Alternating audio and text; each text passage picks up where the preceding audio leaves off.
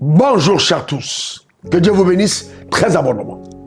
Eh bien aujourd'hui par cette vidéo, je voudrais partager avec vous le verdict le plus important qui n'ait jamais été rendu par une cour de justice dans l'univers.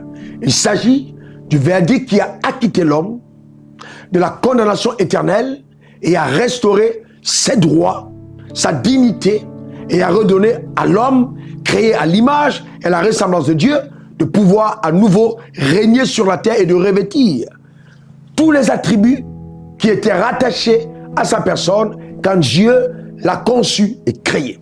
Cependant, pour arriver là, il a fallu un stratagème ô combien élogieux, émanant de la sagesse puissante de Dieu. Qu'est-ce qui s'est passé? Jésus-Christ le juste, sachant que pour que l'homme soit acquitté selon la loi de Dieu, car la Bible dit, sans effusion de sang, il n'y a point pardon de péché. Le péché d'Adam, qui a transgressé la loi en mangeant le fruit qu'il était interdit à l'homme de manger dans le jardin d'Éden, a donc succombé à la loi du péché et de la mort. C'est ainsi que par un seul homme, je dis bien par un seul homme, le péché s'est étendu sur tous les hommes. Et la Bible dit, dans Romains 3, verset 23, que tous ont péché et sont privés de la gloire de Dieu. Cette privation de gloire a un caractère légal. C'est donc légalement que Satan tient des gens en captivité, sévi par la maladie, sévi par la pauvreté, sévi par les détresses terribles qui frappent la terre, en fait. Et il fallait donc, pour cela, ôter le caractère légitime pour restaurer l'homme dans sa dignité. Jésus est descendu sur terre. Lui, qui au commencement était la parole. Il était avec Dieu et était Dieu. Il a revêtu l'humanité. Il a vécu comme un homme au milieu des hommes. Il a été tellement puissant dans son ministère terrestre que Satan, le jaloux, l'a arrêté et l'a fait crucifier. Mais il ne savait pas qu'en commettant cet acte, il était en train de tomber dans le piège qui lui avait été tendu. C'est ainsi que, mourant à la croix, le sang de Jésus a commencé à parler. Justice, justice à l'humanité, justice à l'humanité. Par ce cri, la haute cour céleste de justice qui est là pour réguler la vie dans l'univers et sur la terre et dans l'univers spirituel est donc allé et a récupéré ce sang parce que c'était une forme de plainte adressée à la haute cour céleste de justice et l'a examiné pendant 3 jours. Après examen de ce sang pendant 3 jours, il a été constaté par les experts du ciel que ce sang n'avait pas de péché.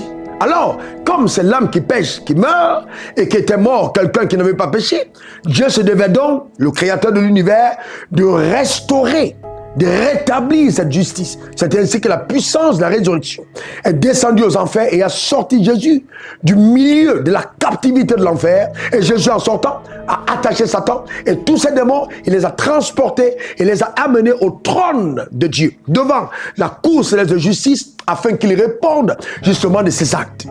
Et là, Satan s'est défendu en disant non, j'ai vu le péché sur cet homme. Et Jésus a reconnu, oui, j'avais le péché sur moi, mais pas le péché en moi. Car dans mon sang, il n'y avait pas de péché. J'ai porté sur moi le péché de l'humanité.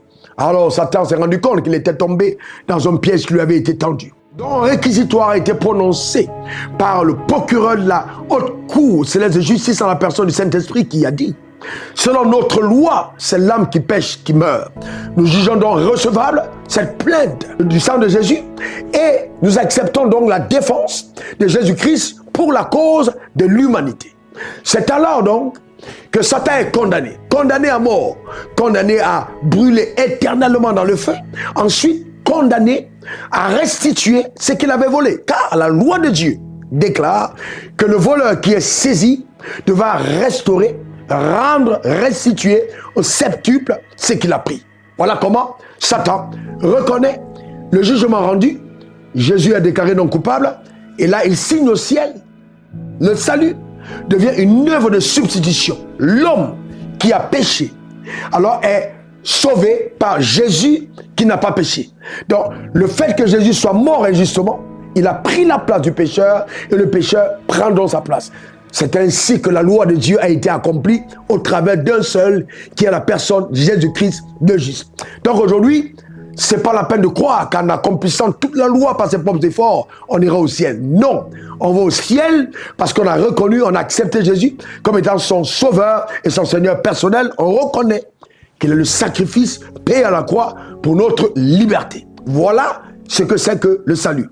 Donc ce salut est suivi d'une restauration totale de la vie, restauration de la dignité, de l'identité, de nos avoirs, de notre position, de tous les attributs qui étaient rattachés à l'homme avant sa chute. Après la plaidoirie brillante de Jésus le juste, le tribunal a reconnu effectivement que cette plaidoirie était acceptable. Alors la réquisition du procureur de la haute cour céleste de justice à la personne du Saint-Esprit a demandé dûment que soit condamné Satan, 1 à mort, 2 à être brûlé éternellement, 3 à restituer ce qu'il avait volé de façon injuste d'entre les mains du juste, que Jésus, c'était le vol de sa vie. Alors, le président du tribunal, sur ces arguments irréfutables, a donc prononcé sa décision et a acquitté Jésus en déclarant que justement sa requête était recevable. C'est ainsi qu'au ciel, en l'an 0, a été prononcé le verdict non coupable à l'égard de Jésus. Cependant, cette non-culpabilité était suivie des dommages et intérêts, c'est-à-dire l'imputation de cette justice à ceux qui reconnaissent Jésus comme étant le Seigneur et le Sauveur personnel de leur vie. Le salut n'étant donc plus une œuvre de la loi, mais simplement une œuvre de la foi. La foi en ce que lui, il a accompli. De la même manière que par un seul homme, le péché est entré dans le monde, parce que la loi de Dieu a imputé à un seul homme, c'est-à-dire en Adam, la responsabilité du péché.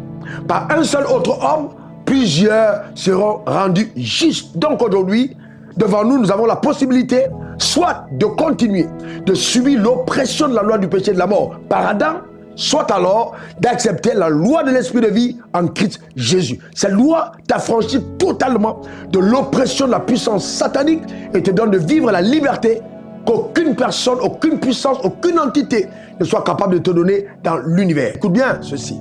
Il a effacé l'acte dans les ordonnances de condamner et susciter contre nous.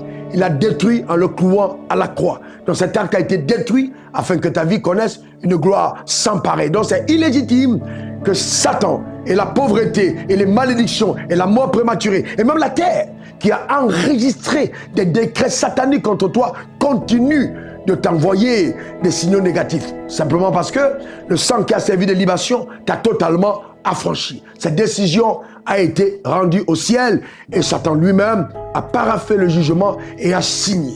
C'est sur ce donc que je voulais vous dire que cette séance est totalement levée. Alors, fin des débats, à chacun d'entre vous de choisir aujourd'hui ce que vous voulez faire de cette brillante décision. Quant à moi, RW, diplômé de l'Académie du désert, ce que je suis aujourd'hui, je le suis par le jugement qui a été rendu par Dieu. C'est pour ça que tout n'est que grâce. Tout n'est que grâce et tout n'est que grâce. Grâce sur grâce.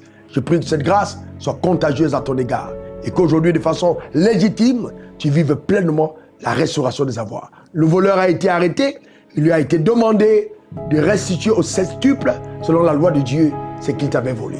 Veux-tu continuer à vivre comme si tu étais un clochard condamné ou alors simplement de t'approprier ce qui aujourd'hui est un héritage d'une justice rendue à ton égard? Le Dieu que nous servons est un Dieu de grande intelligence. Que Dieu te bénisse abondamment. Il n'y a pas une nouvelle plus belle que celle que je viens de partager avec toi. Elle peut éblouir et changer radicalement ta destinée. Que Dieu te garde. C'était là une décision qui a été rendue à l'an 0 à la haute cour céleste de justice par Dieu le Père qui est en même temps président de ce tribunal.